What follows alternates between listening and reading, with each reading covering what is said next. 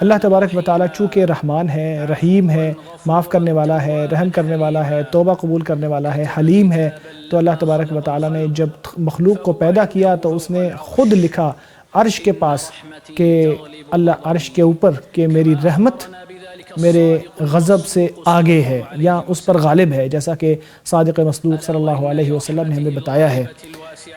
اللہ تبارک و تعالیٰ کی غالب اور وسیع اور کشادہ رحمت کے اثرات ہمیں ساری مخلوق پر نظر آتے ہیں، عالم سفلی میں بھی اور عالم علوی میں بھی اور دنیا میں بھی اور آخرت میں بھی۔ ان میں یہ چیز شامل ہے کہ اللہ جس کو چاہتا ہے اپنے موحد بندوں میں سے ان کے گناہ بخش دیتا ہے، وہ کشادہ مغفرت والا ہے، وہ خود کو غفور، غفار اور غافر کے ناموں سے پکارتا ہے۔ اس کی معافی جو لوگوں کو معاف کرتا ہے وہ ایسا ہے کہ اللہ تبارک و تعالیٰ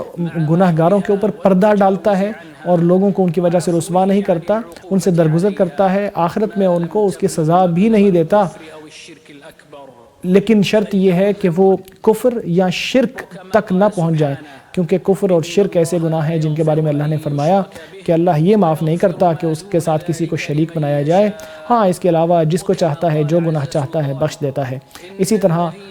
عظیم سلطنت والا فرماتا ہے کہ جنہوں نے کفر کیا اور ظلم کیا اللہ تبارک و تعالیٰ انہیں بخشے گا نہیں اور نہ ہی انہیں درست راستہ دکھائے گا۔ اس مشیت میں یہ بھی شامل ہے کہ اللہ تبارک و تعالیٰ گناہ کی معافی طلب کرنے والوں کو معاف کرتا ہے۔ استغفار، معافی طلب کرنا اللہ تبارک و تعالیٰ کی مغفرت کا بنیادی ذریعہ ہے۔ اسی لیے اللہ تبارک و تعالیٰ نے اپنے سب سے افضل محمد صلی اللہ علیہ وسلم کو یہ حکم دیا کہ وہ اللہ تبارک و تعالیٰ سے معافی مانگے اور توحید کا حکم بھی دیا، جیسے اللہ تعالیٰ نے فرمایا کہ جان لو کہ اللہ کے سوا کوئی الہ نہیں ہے اور اپنے گناہوں کی معافی مانگو۔ اسی طرح اللہ تبارک و تعالیٰ کی مغفرت کے لیے سب سے آگے نکل جانے والے اور اللہ تبارک و تعالیٰ سے سب سے بڑھ کر ڈرنے والے اس حکم کو بہترین طریقے سے اپنانے والے تھے۔ آپ صلی اللہ علیہ وسلم کثرت سے استغفار کرتے تھے، لوگ گنتے تھے، شمار کر لیتے تھے کہ آپ نے 100 مرتبہ استغفر اللہ کہا ہے اپنی ایک مجلس میں۔ اے اللہ مجھے بخش دے، میری توبہ قبول کر لے، تو ہی توبہ قبول کرنے والا اور رحم کرنے والا ہے۔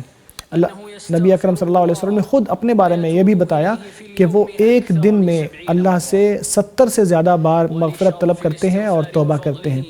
چونکہ مغفرت طلب کرنا ایک بہت بڑی نیکی ہے، اس لیے اللہ تبارک و تعالیٰ نے فرشتوں کو کے بارے میں بتایا کہ وہ اہل ایمان کے لیے مغفرت طلب کرتے ہیں۔ اللہ نے فرمایا کہ جو عرش کو اٹھانے والے فرشتے ہیں اور جو ان کے ارد گرد ہیں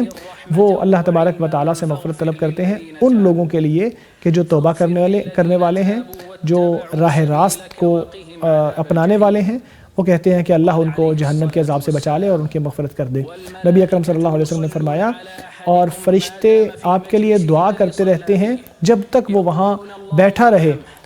جہاں اس نے نماز پڑھی ہے۔ وہ کہتے ہیں اللہ اس پر رحم فرما، اے اللہ اس پر رحم فرما، اے اللہ اس کی مغفرت فرما، اے اللہ اس کی توبہ قبول فرما، جب تک وہ اپنے